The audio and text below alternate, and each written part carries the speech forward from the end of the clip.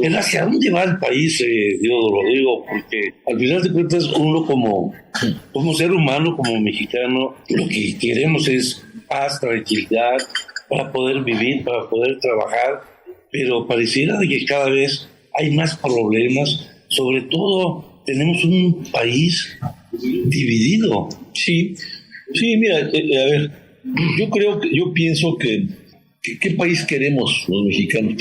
Queremos un país, primero, donde haya libertad claro, de decidir, de hacer, de opinar. Un país donde se respeten las leyes, un país donde haya seguridad, donde haya temor de salir a la calle, que haya seguridad. Un país donde se respeten las leyes, se respete el equilibrio democrático, lo que es la república, con división de poderes, con gobiernos federalistas, no centralistas. Estamos en discusiones del siglo XVIII, porque se sintetiza muy bien la disyuntiva histórica que estamos viviendo. Que no existe la división de poderes, realmente. Un México ¿no? democrático, un Estado democrático o un Estado autoritario autocrático. Esa es la disyuntiva que estamos viendo en estas elecciones. Tenemos un contexto político en el país. Eso lo vivimos con el PRI hace muchísimos años.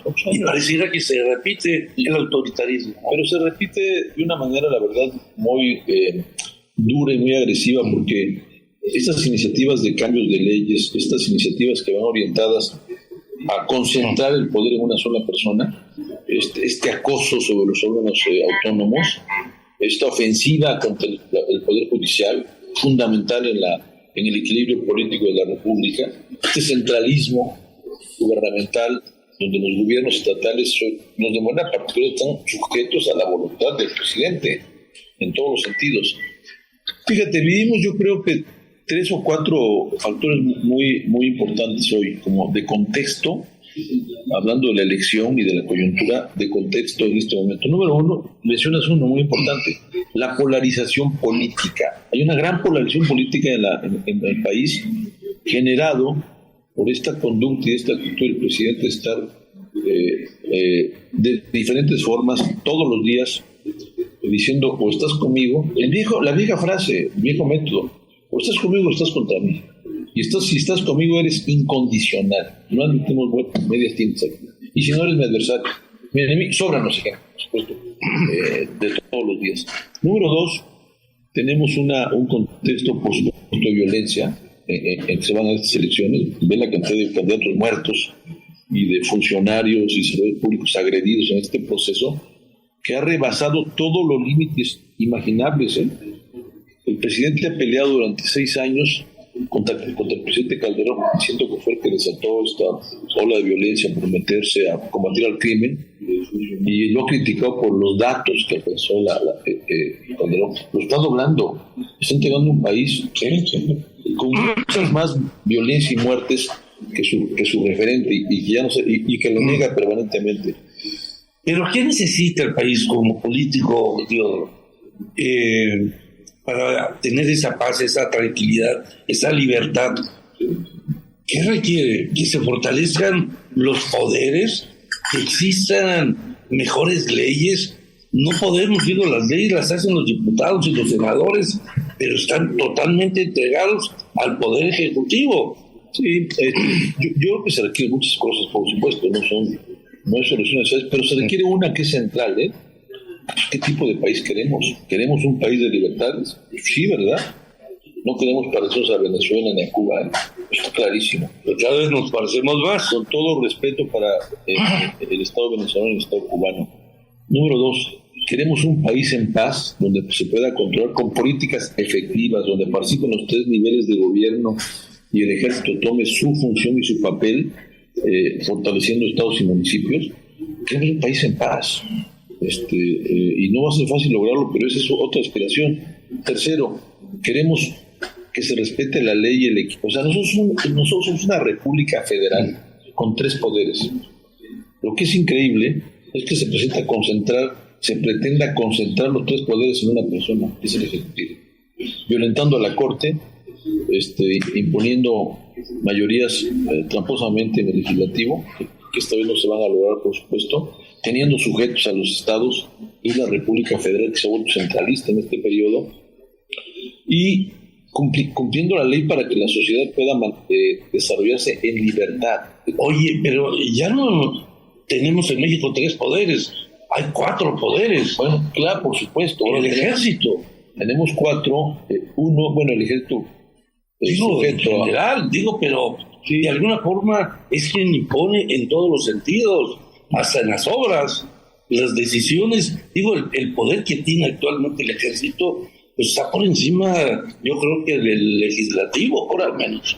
Es un poder no pedido, es un poder que les otorga su jefe supremo, el comandante supremo, que es el presidente. Platicaba yo hace unas semanas, meses, con un querido amigo mío, exsecretario de la Defensa, en un café que tenemos un grupo de amigos, y le preguntaba a alguien, al exsecretario de la Defensa, que cómo veían, por qué estaban metidos en tantos temas y por qué desplegaba el ejército para la seguridad pública, en las obras, en caminos, en carreteras, en aduanas, y en puertos, en fronteras, en aeropuertos, en fin. Y él nos dio una respuesta muy sencilla, nos dijo, ¿saben por qué? Porque son órdenes de nuestro comandante supremo. Y nosotros somos soldados y obedecemos las órdenes del comandante supremo. Y es una explicación muy puntual porque, no nos dijo si estaban bien o estaban mal o estaban contentos, son las órdenes que les dan. Y que los soldados obedecen. Pero son seres humanos, ya lo sé. Hay dignidad. Ya lo sé. La militarización, eso se llama militarizar el país, militarizar la sociedad. Y claro que yo no estoy de acuerdo con eso. Yo creo que el ejército, la marina, tienen funciones constitucionales que se ha abusado, dándoles tantas responsabilidades y descuidando las cuestiones fundamentales, que es la soberanía, la seguridad interior, porque los han puesto a trabajar en áreas que no les corresponden. ¿Y por qué lo ha hecho el presidente? Pues porque les da órdenes que hagan una carretera, un aeropuerto, un puerto, una refinería, sin licitar, sin concursar. ¿Por qué? Porque le urge hacer las obras y terminarlas, no importa que cueste mucho y estén mal. Yo creo que tiene muchas explicaciones esto, porque son finalmente... Pero también hay errores, hay que reconocer en el ejército, ¿no? Sí. Aguas Blancas, Ayotzinapa, pues abuso, no creo que sean instrucciones del presidente, o a lo mejor sí. Yo soy un hombre que respeta profundamente a la institución militar. O sea, la experiencia como mexicano, como servidor público, es de un ejército de veras, de una lealtad, de un compromiso con México, y sobre todo por su formación, ¿no? Esa tesis de que el ejército es pueblo, es cierto, es totalmente cierta. El ejército es pueblo, formado, educado, de una lealtad. A mí me impresiona mucho y le tengo un profundo respeto. Yo creo que seguramente muchos no estarán a gusto porque les han dado órdenes de hacer cosas que para los que no están no preparados, pues es un grupo muy profesional, pero no les corresponden, son actividades que les corresponden al gobierno civil, que responden a los empresarios, muchas de ellas. Y desafortunadamente se ha distorsionado mucho la imagen del ejército. Pero el mismo presidente en campaña decía que iba a regresar al ejército, ¿no? A los cuarteles, y no ha sucedido. ¿Por qué los mexicanos tenemos que padecer? Es otra de las grandes mentiras. El presidente ha dicho muchas mentiras que repite todos los días. Esa, sí, que tú comentas, es otra. Porque lo que ofreció, lo que anunció, ha hecho exactamente lo contrario en el extremo máximo, ¿eh? Oye, Diodoro, la verdad es que, vuelvo a repetir, uno como ciudadano, ya no político, yo no participo en nada, y estoy harto, asqueado.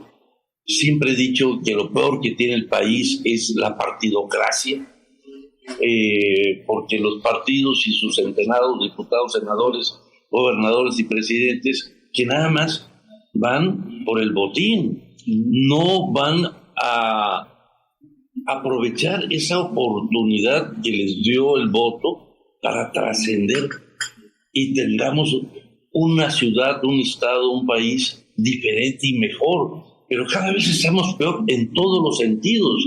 Y ahorita, con las elecciones que se avecinan, ya estamos a menos de un mes, otra vez hay el hartazgo que vivimos del PRI hacia al PAN con Fox. Otra vez del PAN hacia el PRI y con Andrés Manuel.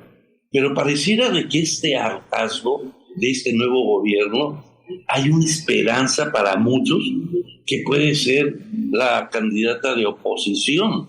¿Tú cómo ves las elecciones? Mira, déjame la primera parte. Yo creo que los partidos políticos son instituciones indispensables en el ejercicio democrático. Pero no tantos. No, pero deja el número. Finalmente, la pluralidad de partidos tiene que ver mucho con la pluralidad de opiniones y de objetivos de la sociedad. Qué bueno que unos quieran votar por un partido verde o por un partido ciudadano o por un partido pegado más a valores religiosos o al pero PRI, nos cuesta mucho mantener. No, el tema es que los partidos, desde la última reforma política electoral, mi impresión es esa, no han evolucionado. Los partidos están en crisis, Claro, claro. Lo vemos en la representación política.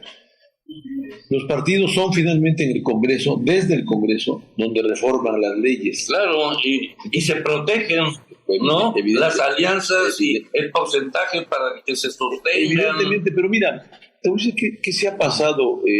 Los partidos son una figura indispensable, fundamental en la vida democrática. Pero 3, requiere evolucionar el tema de los recursos públicos, el tema de las diligencias, el tema de los derechos de los militares. Hay muchos temas que hay que discutir en su momento, no en este momento, no ahora que estamos en campañas. Y estoy absolutamente convencido que esta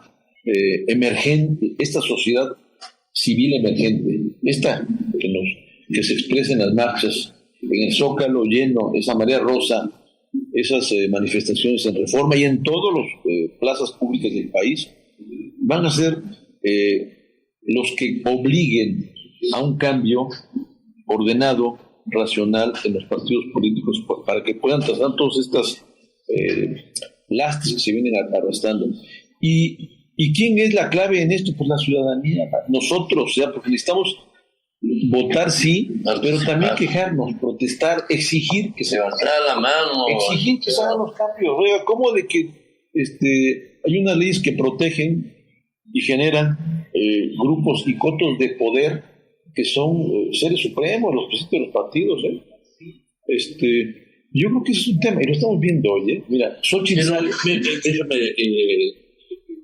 Han habido marchas en la Ciudad de México y en el país en defensa del INE, ¿verdad? De la Corte.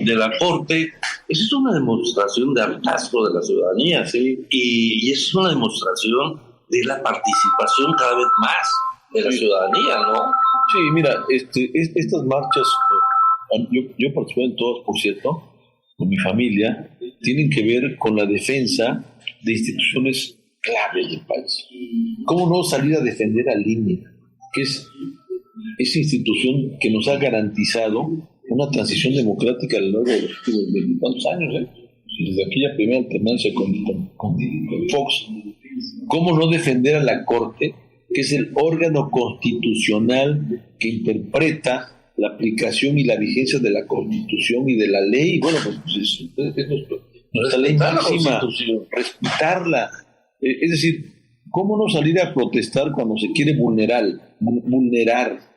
acosar, capturar, desaparecer, inventar formatos nuevos que solo benefician a una persona? Oye, pero además cambiar la Constitución, claro. Regreso a lo que yo te decía, oye, ¿por qué queremos? ¿Queremos un Estado autoritario autocrático? No, eso que estamos hablando de la Corte y del INE son parte de los intentos autocráticos, autoritarios, de sujetar esos poderes, de cancelarlos, de unificarlos en un solo mando en el Ejecutivo. Y luego, ¿cómo veo las elecciones? Fíjate, Xochitl es candidata del PRI, el PAN y el PRD, de la coalición, básicamente por un apoyo de la sociedad. Sí, Xochitl gana la candidatura por el enorme respaldo social de una sociedad que se moviliza, que opina, que exige, que está harta de los partidos, que no quiere un candidato partidista. Y la figura emergente de Xochitl, Y gracias al presidente también, el rechazo, por ¿no? supuesto, tiene que ver con eso, y con ese contexto hace que Xochitl sea la candidata, no los candidatos que todos conocemos del PAN, del PRI, del PRD, que jugaron una interna, y algunos de veras muy destacados, muy preparados, muy honorables, digamos, y con una trayectoria pública muy sólida, porque la gente, la ciudadanía, querían una candidata más vinculada a la sociedad y menos a las rigideces de un partido político. Xochitl gana básicamente de la candidatura por la sociedad. ¿Cómo veo la campaña? Esta campaña que ha sido muy intensa y que estamos justamente ahora en el último tercio, el más intenso de una campaña política, veo a una Xochitl que se ha ido no solamente asentando, construyendo una propuesta muy atractiva de gobierno, creciendo en la opinión pública, empezó muy lejos, ¿verdad?, de la candidata oficial que tenía 2 años haciendo PK, los candidatos de Morena. Una candidata que no sé, también librada del primer debate, pero el segundo debate, sí, muy bueno, que vimos más de 17 millones de mexicanos, Humberto. La verdad, ahí ves a una candidata ciudadana, inteligente en su estrategia, magnífica en sus preguntas y cuestionamientos y en poner contra las cuerdas a los opositores, con preguntas básicas que todos nos hacemos en materia política y económica y social y familiar y los temas que hemos venido comentando. Y bueno, mira, el resultado es que Xochitl, después de estar muy lejos en la intención de voto, hoy, en las últimas encuestas de Massive Call, que hoy presenta una encuesta muy buena, ya lo pone arriba, se empatan y empieza a cruzar la línea de Sheinbaum. Y tiene que ver mucho, sí, con su campaña y su personalidad y sus propuestas. Y Xochitl va a ganar si sale a votar el 63% de la población. Porque el voto duro de Morena es 30 y tantos millones, 35 millones. Yo creo que menos, pero el voto duro ya topó, ¿ves? Ya topó. Digo, la incertidumbre es una variable fundamental del proceso electoral y nadie sabe qué va a pasar. Pero lo que estamos viendo ahora es que Xochitl tiene una estupenda condición para ganar. Y creo que el triunfo de Xochitl pues tiene que ver con un asunto central, elemental. Hartazgo. No, está en manos de los ciudadanos salir a votar, Humberto. Ok. O sea, hay que salir. Por supuesto. Entonces, entre más gente salga a votar, más ciudadanos salgan a votar, Xochitl va a asegurar su triunfo electoral. O sea, el tema de la abstención, el tema de la indiferencia, el tema de la apatía, el tema de la indefinición, que afortunadamente va siendo cada vez más corto, todavía es muy importante, ¿eh?